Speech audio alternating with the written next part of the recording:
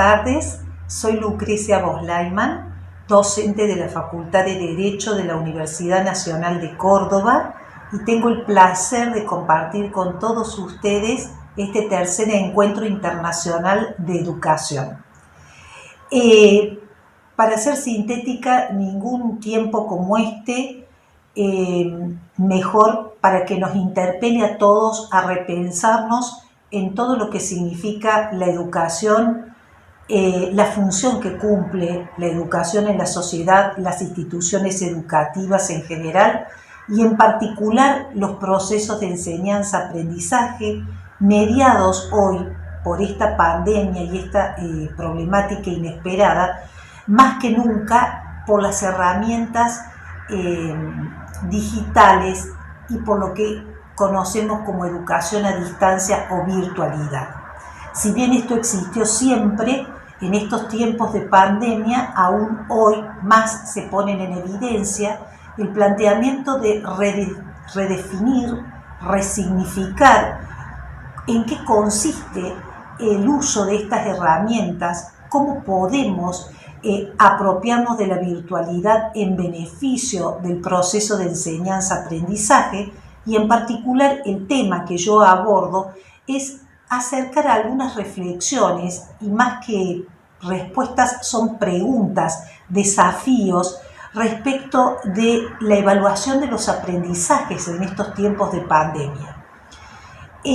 La evaluación es un proceso que forma parte de la enseñanza-aprendizaje, no es independiente. En general siempre ha sido un tema problemático para abordarlo aún en la presencialidad extrema, más aún hoy que estamos en estos periodos de virtualidad extrema.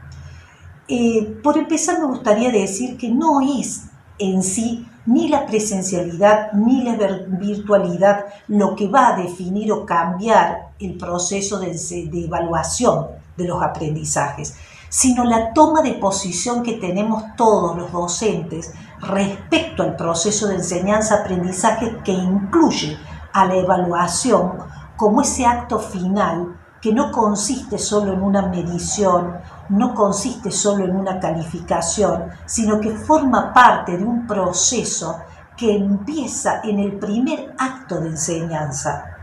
Esto que se planteaba ya en la presencialidad se ha puesto aún más en evidencia en estos tiempos que corren.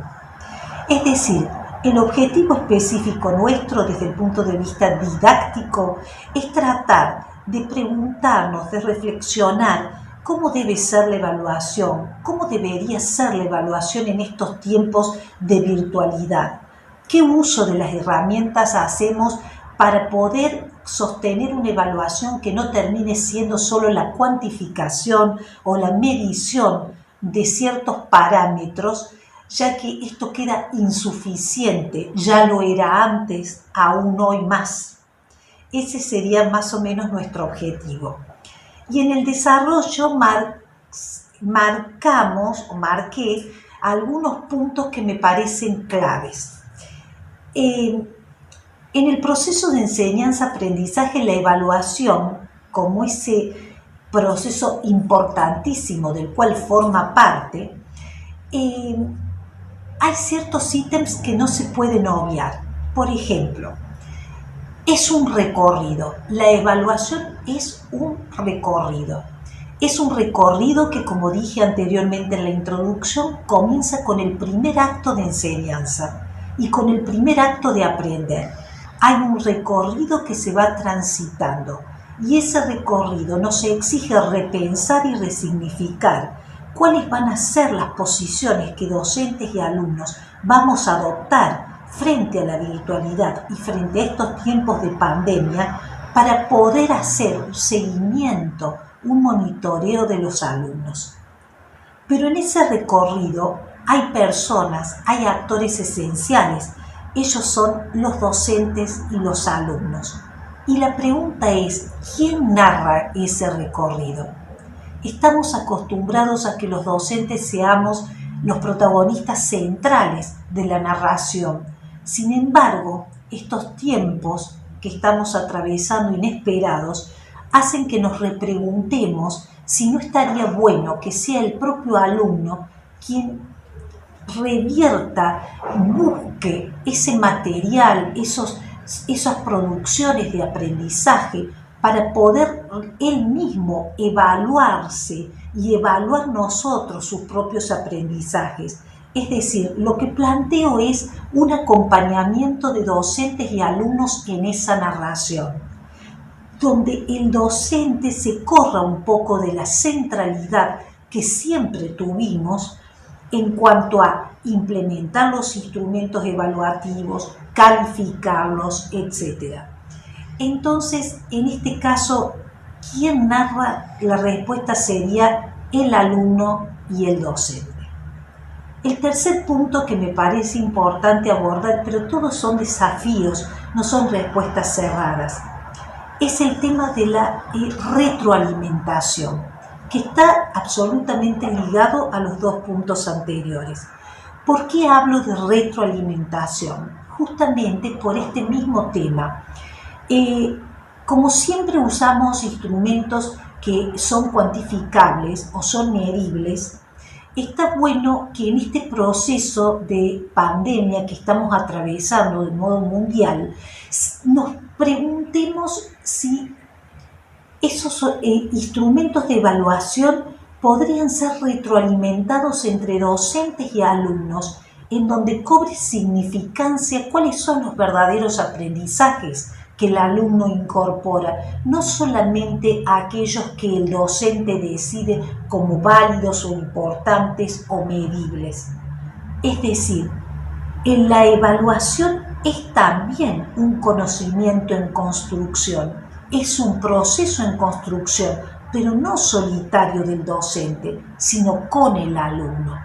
Y más que nunca estos tiempos nos interpelan a buscar otros instrumentos que sean más viables, menos discriminatorios, más inclusivos, para poder abarcar a todos los alumnos en esta evaluación de los aprendizajes y, como dije anteriormente, hacer un seguimiento de ellos, un monitoreo, para que no queden solos o aislados en esta simple cuantificación a la cual a veces, sin querer, nos hemos limitado. Bien, y el último punto que es central y que tiene que ver con todos los anteriores es repensar el proceso de evaluación como un proceso y no como un acto aislado. Los aspectos cuantitativos de la evaluación más que nunca se han puesto en evidencia con la pandemia, se han visibilizado. Es una palabra que está de moda, preferiría decir, se han explicitado que los instrumentos de evaluación en esta época que solo apuntan a lo cuantificable quedan absolutamente reduccionistas y simplistas frente a una problemática que se presenta compleja y que tiene que abarcar muchas dimensiones. Más que nunca deberíamos poner todos, y es un desafío que me planteo yo y lo pongo a consideración de todos, hacer hincapié en los aspectos cualitativos del proceso de evaluación. Es decir, fijarnos más no en lo que está medible, no en lo cuantificable, sino en lo cualitativo, en eso que el alumno aprende e incorpora como significativo. Esto apela evidentemente a la creatividad.